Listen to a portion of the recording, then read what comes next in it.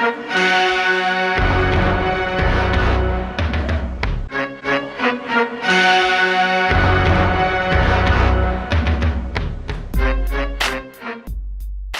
going on, fantasy football fans? I'm your host, Hussein the Brain, and you're watching The Couch. Welcome to my Week 9 waiver wire pickups video. This past week, it seems like everybody got injured, and just about every fantasy football owner has been affected by the injuries, the firings, and benchings that happened this past week in the NFL. We saw terrible quarterback performances by both Andy Dalton and Aaron Rodgers. The 49ers are a mess. Reggie Bush is out for the season. Vernon Davis got traded away to the Broncos, and they benched Colin Kaepernick. And we witnessed a record-breaking game where the Saints beat the Giants 52-49. Not a whole lot of great pass rush going on that game. And by the way, make sure you hit that thumbs up icon down below and like the video. It shows a lot of support, and I greatly appreciate it.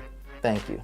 In this video, we're going to go over the waivers, answer the question of the week in our hashtag Ask the Brain segment, and then at the end I have a giveaway for you guys, so make sure you tune into the whole video. If this is your first time watching these weekly waiver wire pickup videos, make sure you watch the previous videos for more waivers. For quarterbacks, Eli Manning and Tony Romo are must pickups. Tony Romo should be coming back pretty soon. Not this week, but really soon there. And these guys are likely owned already in your leagues, unfortunately, but in some leagues they are still available. I really like Ryan Fitzpatrick this week and for the rest of the season, but he did suffer a significant injury. Make sure you keep tabs on that. I have a feeling he's going to start, and he's going to get used to working with that broken hand he has. That's his non-throwing hand. He just got to get used to taking snaps and holding the ball, and ball security may be an issue, but I think it's something that he just has to get used to. And man, the Jets need that guy to start, so I think they're gonna try to make it work for this week and for the rest of the season. Tyrod Taylor is only owned in about 50% of leagues.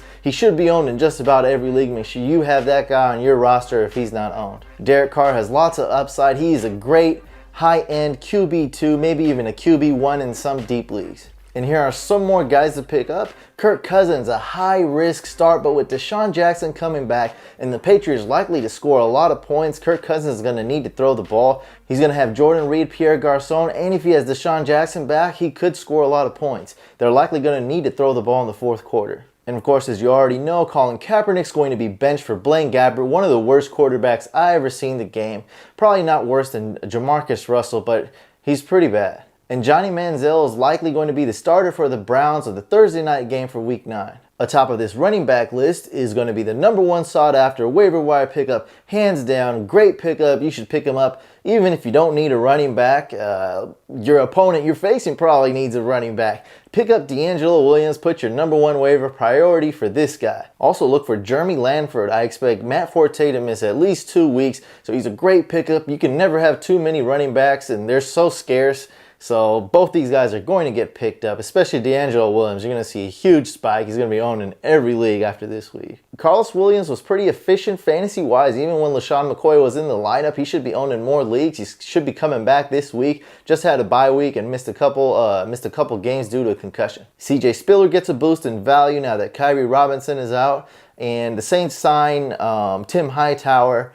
We don't know how many carries he's going to get. Likely not too many. He's going to more likely be like a third string running back for them. And for deep leagues, look for Bradshaw, Pierre Thomas, Stephen Ridley, Tim Hightower, and Kendall Gaskins as more of a flyer. For wide receivers, a lot of these guys at the top of the list are must pickups. That includes Deshaun Jackson. He should be coming back from his injury. I think he's only played maybe like 2 snaps or something this whole season. He's been injured since week 1.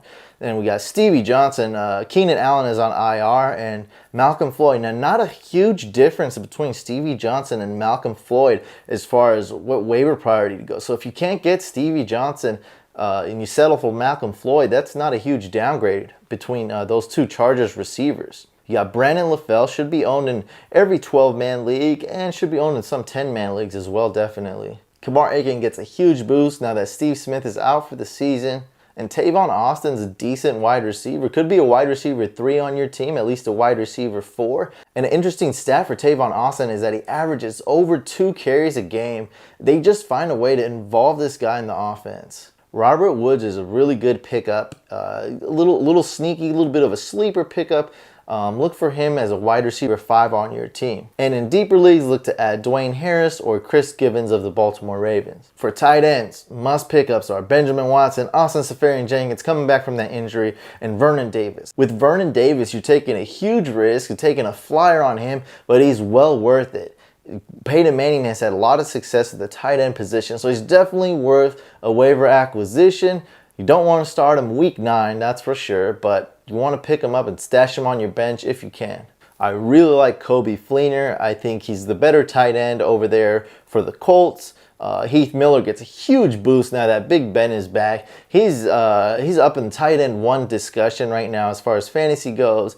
And Jacob Tamme is an okay tight end. Not too high on him, but if you need a tight end 2 or something on your team, you could do much worse than Tamme. For defenses, I like the Falcons' defense has more upside this week going against the Niners. Terrible offense. They're just in shambles right now. But the Bengals is a safer choice going against the Browns without McCown. I probably would start the Falcons. The only thing you're really risking with the Falcons is maybe some garbage time here. So I do like the Falcons a little bit more, but the Bengals are safer. The Bengals, I feel like, is a more well-rounded defense. I like them a little bit better this week. So those 2 defenses are must pickups this week for sure, especially with 6 teams on bye. Other options are the Bills, the Eagles, the Cowboys. I like Greg Hardy and their pass rush going against the Eagles. Bradford hasn't been playing too well. The Vikings could be a good defense in what may be a low-scoring game. And there's some more options for you in deeper leagues if you're desperate for a defense this week and your defense is on bye. For kickers, I think Blair Walsh is back. I picked him up last week, told you guys to pick him up. He did very well. He's been very accurate. They're kicking a lot of field goals. So I really like Blair Walsh for this week and for long-term. More for long-term, though. Some other kickers to pick up is Crosby, Mike Nugent, Nick Folk, really good kicker. Robbie Gould, Josh Lambo, really good kicker. I really like Sebastian Janikowski this week. I think he's going to be fantasy relevant the rest of the season. Definitely worth a pickup in deeper leagues.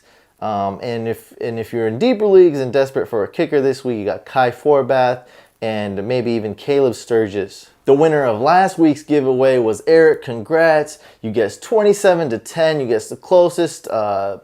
Almost dead on. The Rams got 27 points and the Niners got 6 points. Euro SD, but we were talking about Woodhead, so I'll give you the benefit of the doubt, and I think you meant St. Louis and not San Diego. So you won the prize. We'll give you some stickers and sunglasses. And this week, why not again have another giveaway? So here's the question for this week. What will be the final score for the Washington at New England game this week? So leave a comment below with your answer. What will be the final score and who will be the winner? As a tiebreaker, also make sure you write the score at halftime and who will be up. So leave a comment below, final score, the winner, and also the score at halftime and who will be up at halftime. If you want your question answered on the next video, make sure you get your question in by Tuesday morning and use hashtag AskTheBrain. This week we're going on the @FantasyCouch Instagram account to check out the question of the week. This week's question is from Matt. He asks, considering that the Jets QB situation is a mess, would it be a good bet to count on the Jaguars defense for week 9 in a standard season league game? I'd have to say no, because I think Ryan Fitzpatrick is going to play. Now, the injuries to both quarterbacks, this is how I'm going to break it down. It increases the upside of the Jaguars defense. So yeah, the value does go up a little bit with them. Now, if Ryan Fitzpatrick is out, their value goes up even more. Now, Geno Smith and Ryan Fitzpatrick is out, you'd be dead on. Now, they're a defense that needs to be picked up because they don't have any quarterbacks. So, I'd only really trust them if both quarterbacks are out. If one of them is playing, not so much. They're more of a flyer. And in traditional season long leagues, not a defense you want to trust. There's a lot better defenses out there to pick up. And we're winding down to the end of the video. If you guys want these waivers before anybody else does, 12 hours before the video comes out, make sure you subscribe to my VIP waiver wire list. You can click here or follow the link below in the description. Also, make sure you subscribe to the YouTube channel. And please make sure you like the video. Try to get this video up to 100 likes, guys. Let's do it. I'll see you guys on the next one.